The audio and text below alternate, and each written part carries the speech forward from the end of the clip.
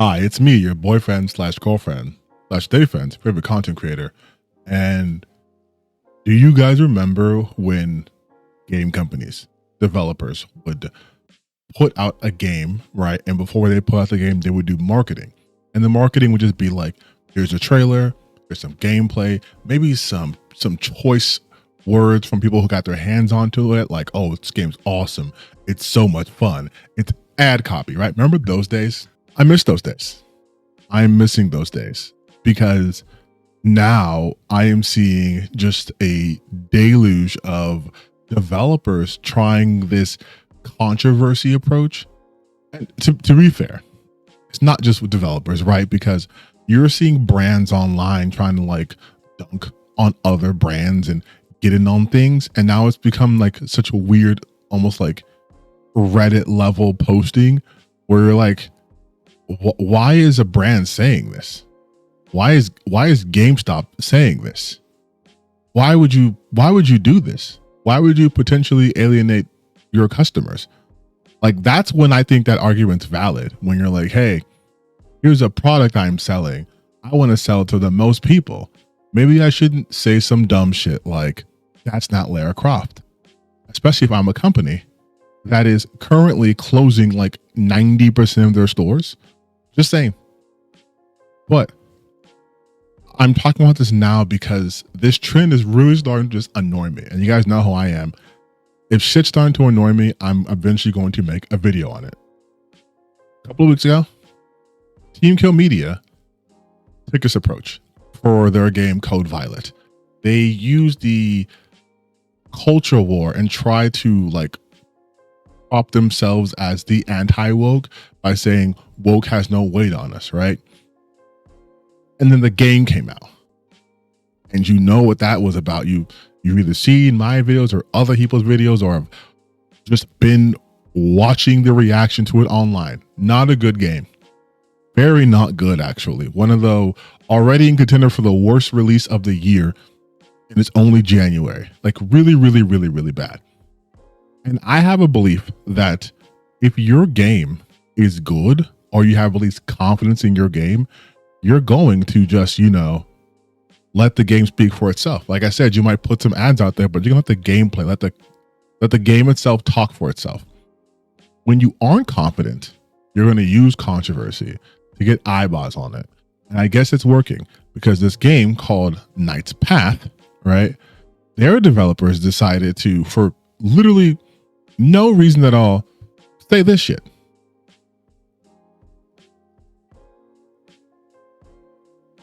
And now you may be asking yourself, well, what's wrong with that, right? They just don't want to be a part of any agenda.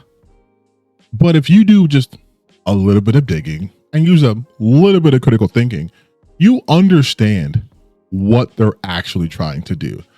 But if you aren't aware, this is why I'm here, okay? So first things first, they had a poll, and their poll was saying, how do you like female characters to be represented visually in RPGs? And then the poll was, bombshell, naturally beautiful, average realistic, the uglier the better. Obviously, not many people voted on it, but this approach is similar to the approach that Lords of the Fallen was taking, right? Where it's like, how do you want your female characters to be in video games, right? And the fact that the focus is on female characters and not even just characters to begin with. You guys know me, I talk about character design and how important it is. And one of the main things about character design is, does it fit your world, right? But they're focusing so much on just women because they know that is where the culture war is. That is where the hot button issues. That's where people are having these weird opinions, how like they're trying to make women ugly on purpose. Again, nothing to do with men or anything like that. Just how do you think women should look in games?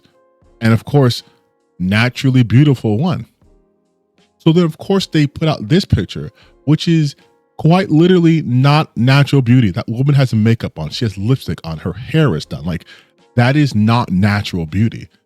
But these guys, when I'm saying guys, I'm not talking about them being men specifically, but maybe they all are. But these people are presenting something that technically isn't even what their audience wants, right? Because again, in that time period, women weren't wearing shit like that. And that's another thing I want to briefly touch on. I've seen people, now this is not to compare games, at least not in this example, but there's another game that I was personally excited for, and I'm still excited for, called 1348X Voto. And I saw some people talking shit about it, saying the characters look like this and look like that and yada, yada, yada. So then naturally I talked about it. Coincidentally, I, ratioed them to oblivion, but the focus on like, oh, it's not realistic. This woman she's so thin and her arms are so weak. How could she wear full plate mail? It's not realistic. And yet you have a game that's like, we're going to have our women in full makeup, the type of cosmetics that didn't even exist in that time period. Like a regular person would definitely have access to, right? And I'm just like, these double standards that appear for women is insane. But beyond that, the fact that if we go back to their whole, we're care on making games that are fun, not the modern agenda, the question that was asked, that response came to, was so innocuous. It was just, I hope you'll have some LGBTQ rep in this game. That's it. You know what you say as a PC move? You just say, the focus on our game is not about relationships, but rather a story or the action or whatever. That's it. That's all you have to say. You can speak PR. Like, oh yeah, we're not really too much on the relationships, but we're not against the idea, yada, yada, yada, maybe implement down the line, whatever. But to be like, we care about gaming and fun and not modern agendas, you think LGBTQ representation in games makes it automatically not fun? Was Baldur's Gate 3 not fun? Was Stellar Blade not fun? Because come on, lesbians for sure. But was that not fun? Like, that's what I'm talking about. These people are so willing to just alienate large audiences. Because even if it's not like queer people who are going to play this, there could be normal straight people who are like, I was going to support this shit, and now because you're being bigoted for no reason, I don't want to support you. Like, that's the thought they never think about. They think everyone who's straight's like, hell, you're homophobic. Get this shit out of my games. But that's really not the case. And so you are already being accused of being a knockoff of a better game that did in fact have LGBTQ representation, which of course is Kingdom Come Deliverance 2. But on top of that, this game was created using generative AI, right? So you already have so much going against you. And on top of that, you do this. And on top of that, you pick a time period where motherfuckers were gay as hell. Do you not think people were gay in the medieval times? People have been gay throughout all of history. There has not been a point in history that people haven't been gay. In fact, even though people like to erroneously say that the Bible is super anti-gay or whatever, if we were to even look at that argument on its face, that means people have been gay at least since the time of Christ. So this isn't a new phenomenon. It's not a modern agenda, right? These people have always existed. That's the shit that blows me. You pick time periods where it's like, yes, motherfuckers were gay. Again, shifting to that other game that I actually want to play, the comment on that was like, oh, well, she was like a 13-year-old boy. And it's like, okay, dumbass, why do you think a woman in that time period would want to look like a man while she's doing night work? What do you think that's about? Do you think it's possible that maybe she's trying to appear more man-like so she has less issues because of how women were treated back then? Did you ever think about that? Well, yeah, I just wanted to make that video real quick. It's like, I hate this shit. And like I said, I'm being a little mean, but I feel like it's earned. Like, stop trying to rely on controversy to sell your game. It's the same thing as people who rely on outrage all the time. Like, you have nothing to offer, so you have to get people mad to talk about these things. Let your game speak for itself. If it's really good, stop going on the internet and doing the whole Reddit bro approach and being like, we're going to own these libs. Most of those games, in fact, I don't think a single game that's done that has been successful. I don't. I think that turns people off way, way more than people actually think. But because they're online, especially on Twitter, in these bubbles where everyone's a blue check and saying, hell yeah, base, I'm going to pre-order it. And then when push comes to shove, they don't fucking play the game because, that's what always happens. You look stupid. You look dumb. When Splitgate did that, the whole make games great again and not going to apologize. And then people are like, all right, weirdo, we're not playing your game. That didn't set the world on fire, right? And Splitgate, the original one, had a really decent fan base. Same thing happened with Code Violet. Like I said before, that's the game that the anti-woke say we don't allow to make because the women are too sexy. They made the game, they didn't fucking play it. They're barely playing games like First Ascendant, which are gooner games, right? Like, it's been proven multiple times. Even though in their brain they think only woke games fail, which is not true. They believe that, you know, that reality, but like that's not true, right? We have seen multiple times with the games that either tout themselves as anti-woke or are very staunchly making it very clear who they are enemies of, come out and don't do as well. It's the super woke games. Kingdom Come Deliverance 2 suddenly woke because there's a queer option, right? So I guess wokeness wins because that game was super successful. Baldur's Gate 3, super successful.